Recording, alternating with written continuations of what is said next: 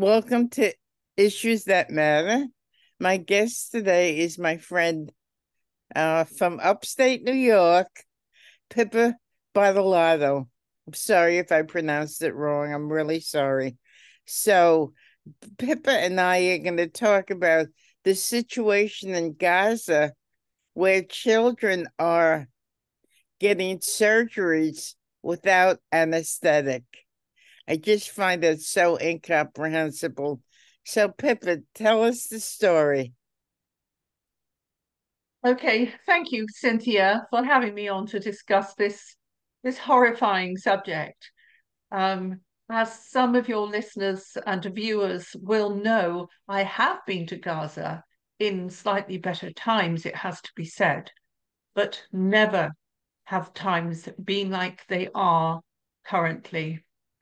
These children with amputations have been pulled out of rubble.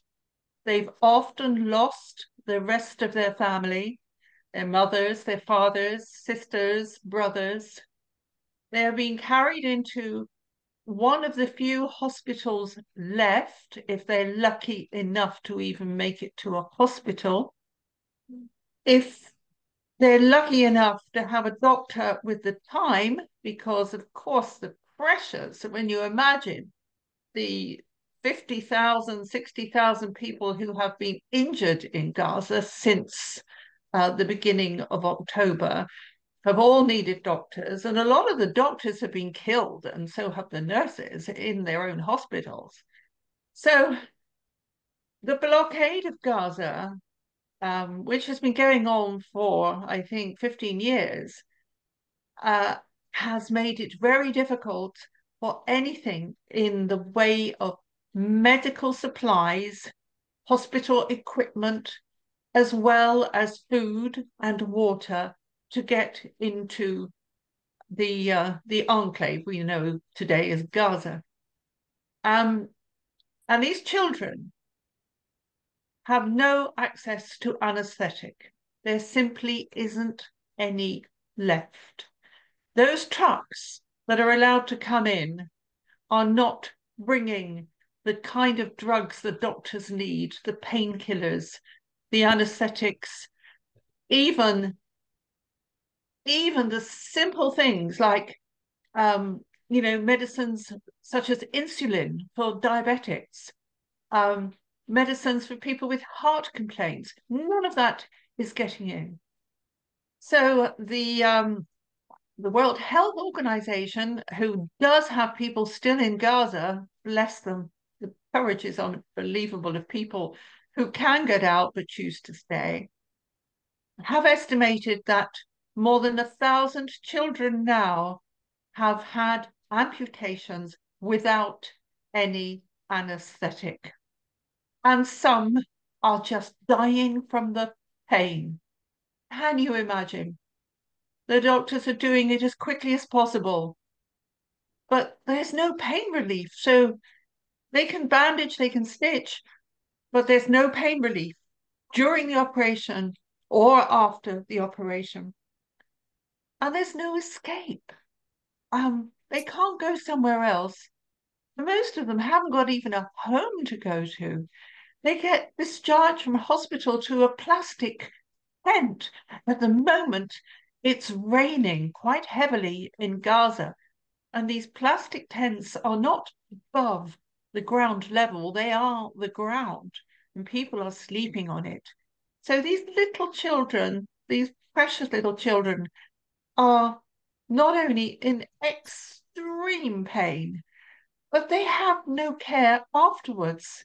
You know, many are relying on the kindness of strangers to take them in because if their family is either horribly injured or dead from the attack, which caused the children these injuries in the first place, then these poor little mites are just laying on cloths on the floor in a plastic tent in the kind of agony neither you or I or most of the people listening in will have ever experienced. And and this is a crime. It has to be a war crime, but it is part of the Israeli strategy. this terrible strategy of annihilating a long, slow death. They want the Palestinians out of what they want to call Israel, and they don't care how they do it. I think at the moment, 500,000 people are actually in starvation. And then we have the disease, the so-called safe zones, Cynthia, which they're told to go to, apart from not being very safe, have no access to water. They have no standpipes. They are deliberately being sent to barren pieces of land where there are no amenities at all, where they have to dig holes in the ground just for a latrine. There's just nothing. It's difficult to imagine not being able to wash your children and not being able to perform the usual things, such as going to the toilet or having a shower, which we take for granted. It's been too long now.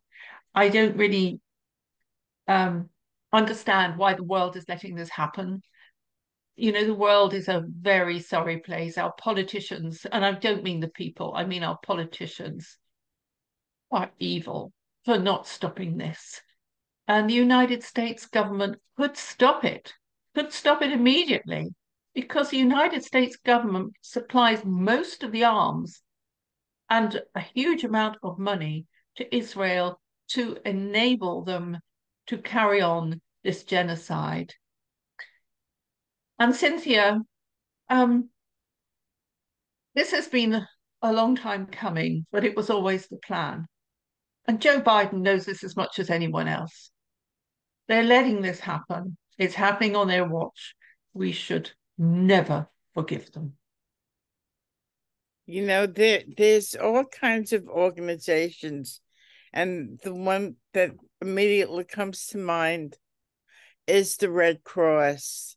How come the organizations such as the Red Cross are not speaking up about this? They're not there. They don't have food or water either. So they have pulled their people out, because if there's nothing there, there's nothing there. And if they can leave, they do, because it leaves just a tiny bit more for those who remain. There's very few agencies left in Gaza. I haven't got a list of them, but the World Health Organization is one of them. Some of them, like the United Nations Children's Organization, are allowed in from time to time.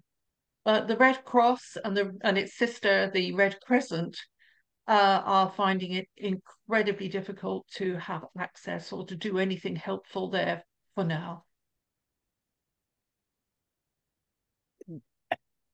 I'm just dumbfounded by what you're saying. Did this go on before the beginning of October? Yes. Well, thank you, Cynthia, because there's context to what is happening. And I think that stays in my mind is what Madeleine Albright said about Iraq when she was questioned about 500,000 Iraqi children being killed. She said it was worth it. And if this is the attitude of so many governments, including obviously the United States government, we will see no compassion, we will see no empathy, and we will see no peace. So the context is really, really important. Joe Biden has given his unequivocal support for Israel, which means letting this happen as long as Israel wants it to happen. And I think even more context is that Gaza has been constantly without enough food or water or supplies for many, many years. The diet, the Israeli government calls it the Palestinian diet.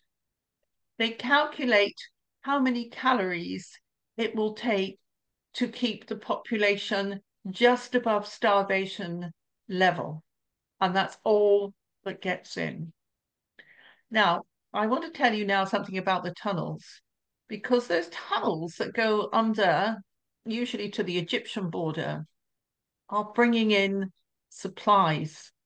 Israel has complete jurisdiction of what goes in through the land gates, but the tunnels, the secret tunnels, have been used all this time just to keep people alive, to smuggle in medicines and food and now water. So they've been a lifeline, and that's what they originally were put there for. They may be used for other purposes now, but still they're being used to bring in aid and whatever good people can supply. And I'm not talking about governments. I'm talking about the good people of Egypt who are not aligned with their government over the way Gaza is treated. They're very, very generous. So there are something like 2,500 calories allowed per person per day into Gaza. And if you ever have done any calorie counting, unless you are on a strict diet, 2,500 calories doesn't go very far. You spend a lot of time being hungry. Mm-hmm. So, and then I think I really ought to talk about context even before 1948, when Israel so violently took over most of Palestine. And in that context, I've got to say that there was a genuine system of coexistence and cooperation in the old Palestine. Many religions lived together. They'd always lived together. That's what they did. It wasn't a new thing.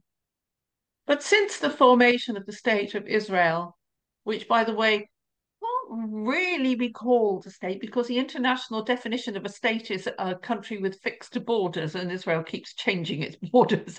But, you know, the West allows it to be a state and behave as such.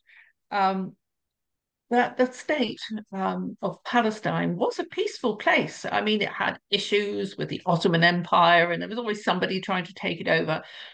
And it was never a very giving land, shall we say. It's rocky and semi-desert. It's not like beautiful, fertile land that would be something everybody would want to own. This is all about Zionism. This is nothing to do with anything else. This is all about claiming as much land from the river to the sea as they possibly can. And they've been doing that all this time. They've been doing it on the Golan Heights, where they've taken part of Syria, and they're doing it on the West Bank as far as the River Jordan, which incidentally doesn't make it to the sea anymore because so much water has been taken out to water Israeli lawns and give Israeli a state of a standard of living that we would all see as being Western, really. They've had to use the water, and the River Jordan, which we all think of as being a big river going into the sea, doesn't make it. It's just a trickle by the end because everything's been taken out. The Dead Sea is reducing by several meters a year. So it's an environmental disaster there as well as everything else. Um, and in 2010, I was in a convoy that went to Gaza, and we took a lot of medical aid, including refrigerated vehicles with chemotherapy drugs, all the things that they couldn't get.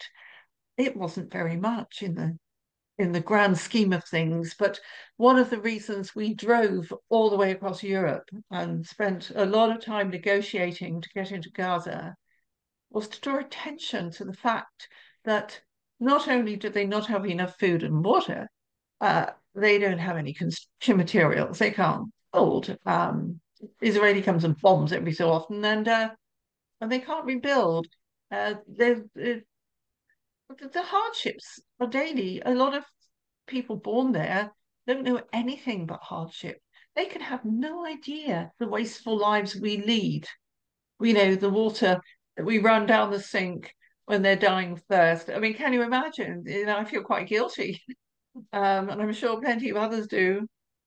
So, this pre-1948 situation has been dashed to the wall, and the Palestinians, and obviously in Gaza, it's terrible. In the West Bank, things are looking very bad as well. There have been hundreds of people killed in the West Bank.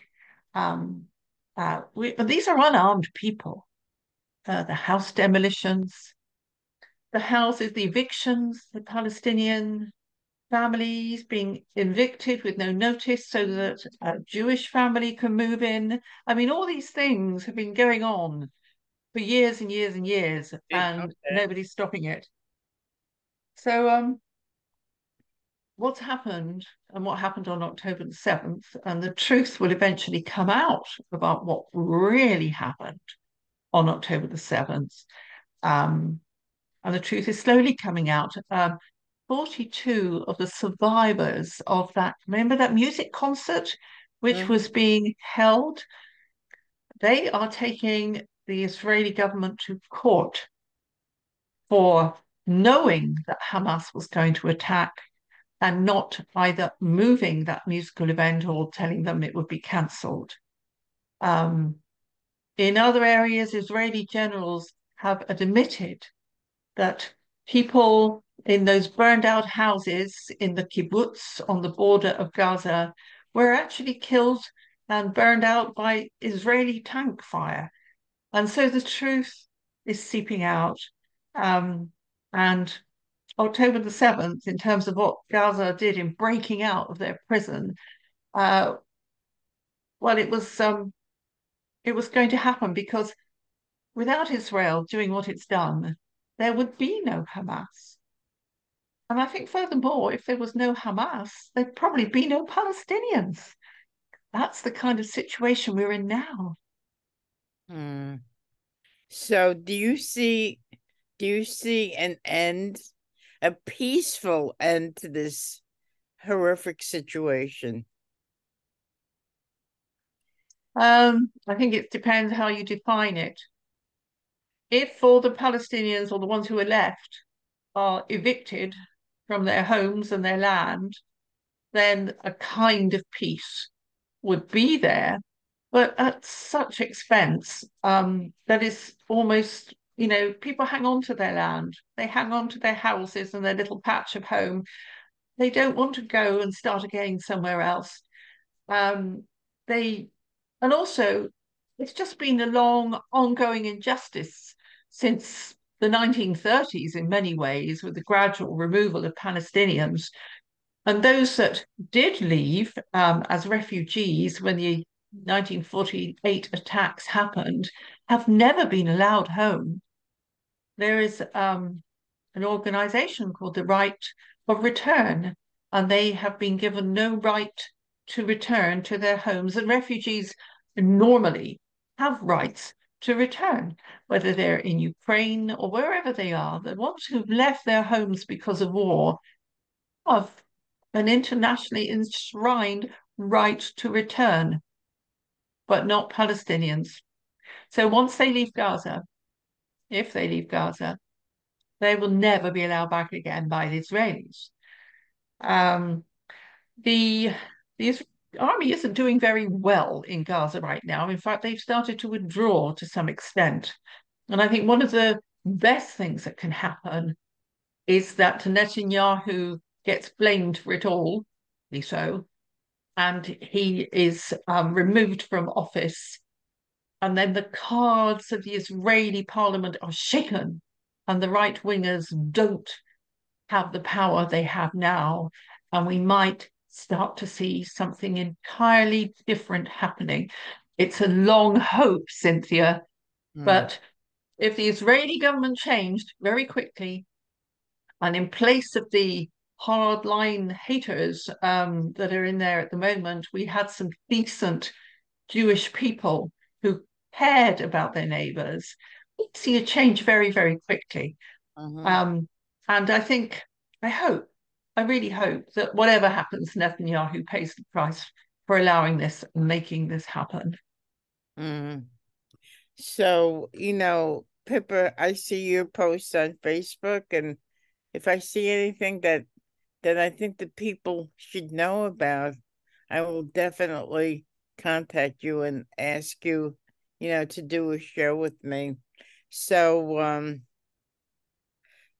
I'm just I'm shocked, and I shouldn't be because it's so inhumane. But the worst part is the people. I don't know how it is in Europe, but the people in this country, if they listen to the mainstream media, have absolutely no idea about the truth of what's going on. And it's pretty sad and it's pretty frightening, wouldn't you say? It's this is a war on truth, isn't it? Um, we've been experiencing this for quite some time, and it didn't start with Donald Trump. It started before then, but he just made it okay because he was president of the US. The Mm, war on truth, um, and and the abolition of history and historical memory is also goes along with that. What happened, as you so rightly brought out before October the 7th, is really, really important because it provides the context to what's happening now.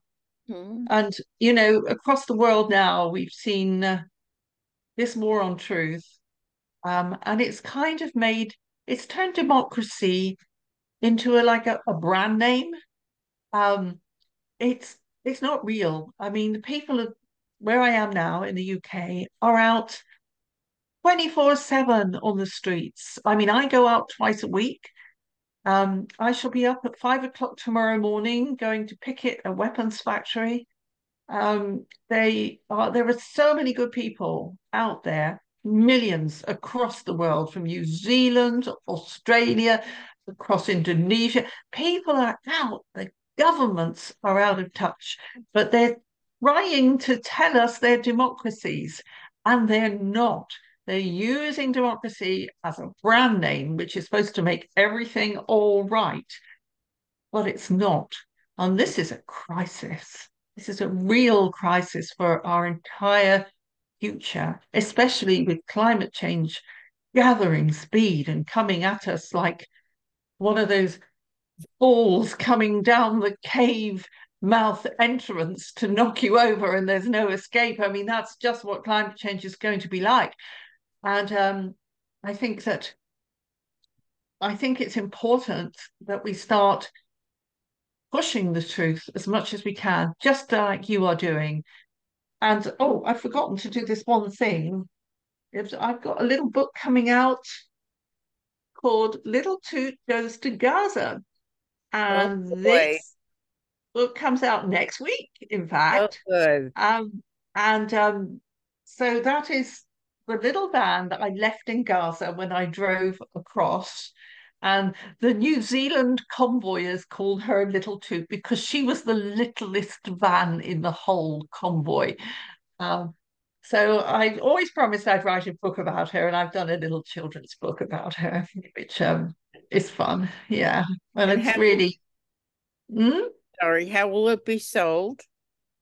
Well, I've hopefully it's going to be sold on Amazon and through various outlets. Uh-huh. But I have to, work on that a little bit. At the moment, all royalties from its sale will go to medical aid for Palestinians.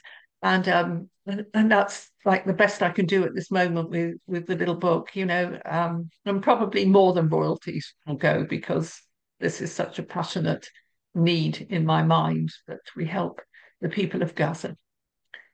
So you're So you're you're going to be in Europe just a few more months, right?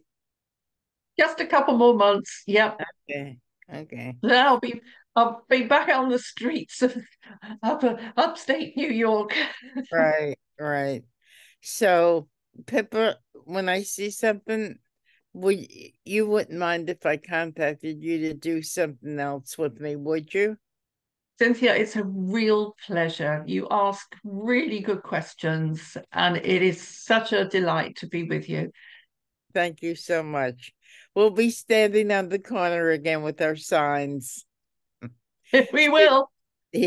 So you've been listening to Pippa Bartolotto.